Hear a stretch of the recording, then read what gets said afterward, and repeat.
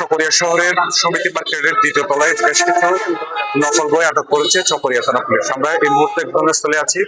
এখানে যিনি অভিযুক্ত তিনি চকরিয়া শহরের ব্যবসায়ী আজাদ লাইব্রেরির মালিকের গোদাম থেকে বিপুল পরিমাণ নকল বই আটক করা হয়েছে। এখানে 2 থেকে 3 কোম্পানির বই আছে এবং আমরা যে অভিযুক্ত পেয়েছি তারা দীর্ঘদিন ধরে এই নকল বইয়ের ব্যবসার সাথে তারা জড়িত। অভিযানে এসেছিলাম এখানে লাইব্রেরি যাদের বইয়ের যে প্রকাশক টাকা থেকে প্রকাশকের একটা গ্রুপ আসছে আমাদের থানার মধ্যে একটা তারা অভিযোগ দেন যে তাদের কোম্পানির নকলকৃত বই আজাদ লাইব্রেরির এখানে আছে। তখন আমরা এটার আইনগত ব্যবস্থা নেওয়ার জন্য এখানে আসি। আসার পরে আমি এই বইগুলো জব্দ করি এবং আইনগত ব্যবস্থা নেওয়া হবে। প্রতিটা এখন আইনগত ব্যবস্থা নেব। আমরা অনেকগুলো বই পেয়েছি এখানে, এগুলো আমরা এখন থানায় নিয়ে যাব। ওনারা একটা অভিযোগ করছিলেন, তো এখানে এসে দেখতেছি কয়েক কোম্পানির নকল বই পাওয়া গেছে আর কি।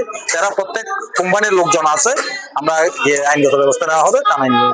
আমি এখানে আসার পরে দেখছি lecture publication, Panjeree publication, advance publication 3 কোম্পানির বই নকল।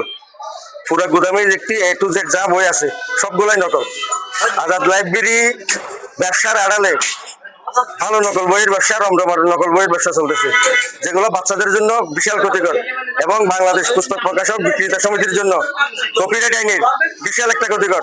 আমরা আপনাদের মাধ্যমে উপজেলা নির্বাহী কর্মকর্তা বরাবর আইনের আশ্রয় চাচ্ছি। এটার জন্য আজাদ লাইব্রেরির বিরুদ্ধে যথাবিহিত কপিরাইট আইনে মামলা করে ব্যবস্থা নেওয়ার জন্য জোর দাবি জানাচ্ছি।